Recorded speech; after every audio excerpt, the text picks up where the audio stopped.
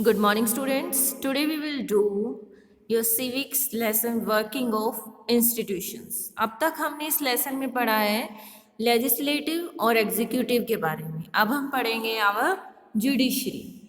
सो क्या होगा अगर लेजिस्लेटिव और एग्जीक्यूटिव लोग अच्छे से काम नहीं करेंगे, ब्राइब्स लेंगे वो और पीपल के वेलफेयर में काम नहीं करेंगे, या पीपल उनकी लॉज से सेटिस्फाई नहीं होंगे, तो इसके लिए क्या प्रोविज़न है? इसके लिए हमारी कंट्री में क्या है? जुडिशरी है.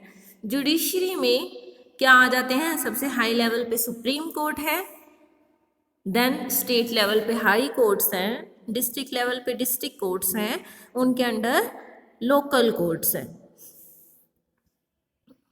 और जो चीफ जस्टिस ऑफ इंडिया कौन होता है? सुप्रीम कोर्ट का जो हायर जज होता है उसे बोलते हैं चीफ जस्टिस ऑफ लॉ. यही अदर जजेस को अपॉइंट करने के लिए कंसल्ट होता है, इसी की एडवाइस ली जाती है. Okay, the president appoints the जजेस of supreme court and high court on the advice of PM in consultation with chief justice. जो प्रेसिडेंट जितने भी जजेज हैं उनकी अपॉइंटमेंट करता है, देन उसमें सलाह किसकी ली जाती है? पीएम की, और पीएम के साथ साथ चीफ जस्टिस की भी ज़रूरी है. ओके, जुडिशरी में देखो और क्या होता है? अ जज ऑफ सुप्रीम और high court can't be remove easily. इनको इजीली रिमूव नहीं किया जा सकता. इसका एक बहुत डिफ़िकल्ट प्रोसेस होता है, जिसमें क्या होता है कि जितने भी लोकसभा के मेंबर्स होते हैं उसमें 1/3 मेंबर्स को अप्लाई करना पड़ता है कि वो जज को रिमूव करना चाहते हैं. ओके, तो आज तक तो वैसा इंडिया में नहीं हुआ है. सो जो जजेस होते हैं हाई कोर्ट के और सुप्रीम कोर्ट के, तो टोटली उनको रिमूव करना बहुत मुश्किल होता है. देन जुडिशरी की पावर्स क्या क्या होती हैं? देखो उनकी पावर्स क्या क्या हैं. First is interpret the constitution. जो कॉन्स्टिट्यूशन है वो उसमें इंटरप्रेट कर सकते हैं. जुडिशरी मेनली क्या होता है? सेफ गार्ड होता है, बॉडी गार्ड होता है कॉन्स्टिट्यूशन के लॉज और रूल रेगुलेशन का. एंड जो puts a check on validity of a law made by legislature और एन एक्शन बाय एग्जीक्यूटिव. ये सारे क्या होते हैं? जुडिशियली रिव्यू करता रहता है इनको. जो भी लॉ लेजिस्लेचर बनाता है, एग्जीक्यूट करता है जो एग्जीक्यूटिव्स, तो उनको रिव्यू करता है, उनके फंक्शंस को रिव्यू करता है कौन? जुडिशरी हमारी.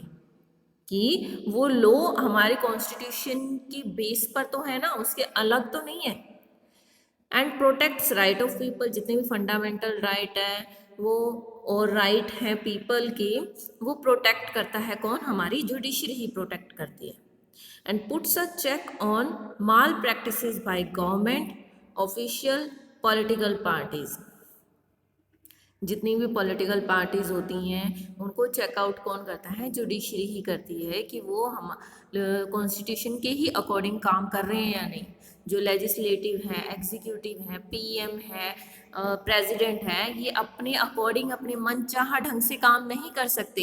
इनको कॉन्स्टिट्यूशन के कुछ लॉज को फॉलो करना पड़ता है, उसके अकॉर्डिंग ही वो काम कर सकते हैं. और ये फंक्शन कौन देखता है? हमारी जुडिशरी देखती है. तो हमने क्या पढ़ा कि an independent and powerful judiciary is essential for democracy. एक इंडिपेंडेंट और पावरफुल जुडिशरी डेमोक्रेसी कंट्री में होनी ही चाहिए. अब ये इंडिपेंडेंट कैसे होती है? देखो, जो भी जुडिशरी होती है वो इंडिपेंडेंटली अपने डिसीजन ले सके और इसके काम में कोई भी इंटरफेयर नहीं करता, ना तो एग्जीक्यूटिव्स और ना ही लेजिस्लेचर. देन इनकी ये ब्राइब्स भी नहीं लेते हैं क्योंकि इनकी सैलरी बहुत अच्छी होती है जजेस की.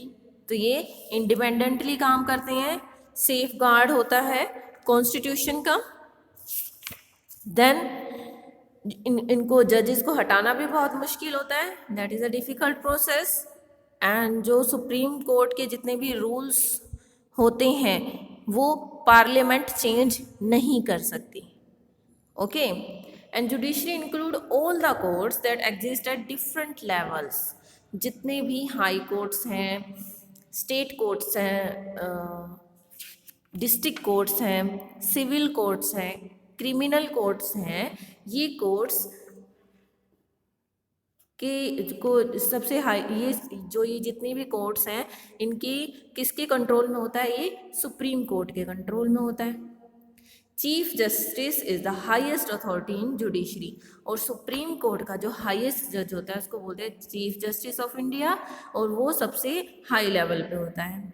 और जितनी भी प्रेसिडेंट अपॉइंट करता है जजेस को, सुप्रीम कोर्ट के जजेस हों, हाई कोर्ट के जजेस हों, वो जजेस कौन अपॉइंट करता है? President with the advice of PM and the consultation of chief justice. Okay, a जज ऑफ सुप्रीम कोर्ट और high court can't be easily removed, उनको रिमूव नहीं किया जा सकता। कभी आज तक ऐसा इंडिया में हुआ ही नहीं है कि किसी भी जज को रिमूव किया गया हो। ओके, उनको रिमूव करना बहुत मुश्किल होता है, it's a difficult process. Hope you all understand this chapter. हमने ये चैप्टर कंप्लीट कर लिया है। We will met in next video.